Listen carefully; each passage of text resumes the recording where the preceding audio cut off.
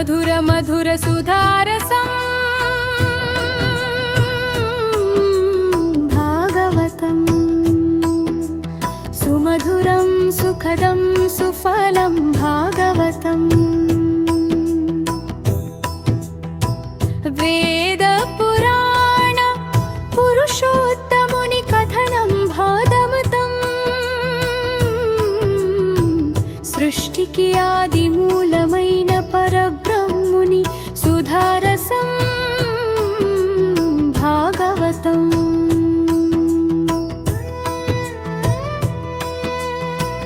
ప్రేమతో భగవంతుని చేరు మార్గము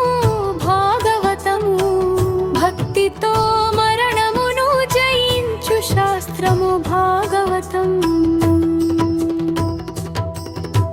మధుర మధుర సుధారసం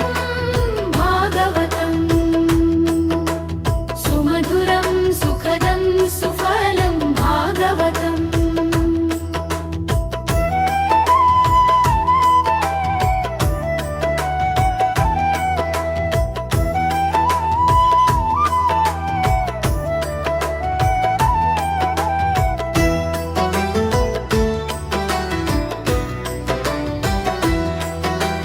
భరతుడు అనన్య భక్తి సంపన్నుడు ధర్మముతో రాజ్యము పాలించెను చివర వైరాగ్యముతో ఆశ్రమమున నివసించెను జింక పిల్లపై బంధము కలిగి అతని ధ్యానము విఘాతం పొందెను మోక్షము పొందక జనన మరణ చక్రమున తిరిగి పడెను జన్మాంతమున నారాయణ ధ్యానము ముఖ్యమని కర్మకాల దైవ ఇచ్ఛలతో జీవన ప్రయాణము సాగులని తెలుపును అజామిలుడు బాల్యమున వేదములు అభ్యసించెను తరువాత ధర్మము విడిచి గుల్పాదమున నడచెను మరణకాలమున భయముతో కుమారుని నారాయణ అని పిలిచెను వెంటనే విష్ణుదూతులు వచ్చి రక్షించిరి భగవన్నామము పాప జీవితమును మార్చునని ఈ కథ తెలుపును మధుర మధుర సుధారసం భాగవతం సుమధురం సుఖదం సుఫలం భాగవతం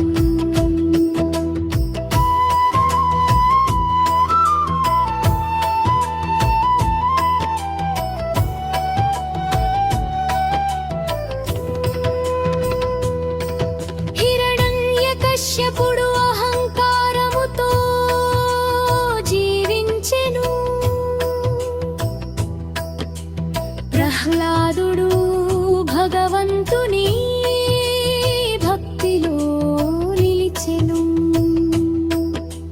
నారదుని బోధతో నారాయణ స్మరణలో ఉండెను శ్రీహరి స్తంభమున నరసింహునిగా అవతరించి రక్షించెను భక్తుడు ఎల్లప్పుడూ రక్షింపబడునని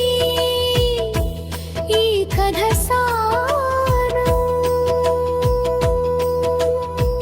యుగ యుగముల శ్రీహరి అవతారములు ఎత్తి ధర్మమును స్థాపించును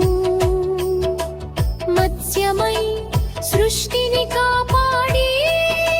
పవిత్ర ధ్యానాన్ని కాపాడెను కూర్మమై పర్వతమును మోసి అమృతమథనము గావించే వరాహమై సముద్రాన మునిగిన భూమిని రక్షించెను నరసింహుడై నరమృగ శరీరుడా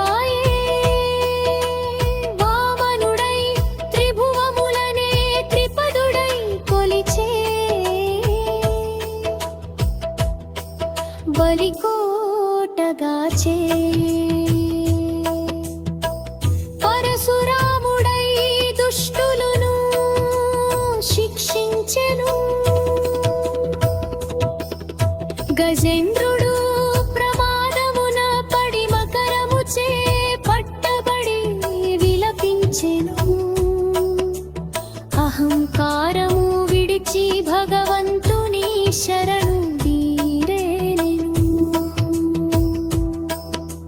శ్రీ మహావిష్ణులు పునవచ్చే క్రోచెను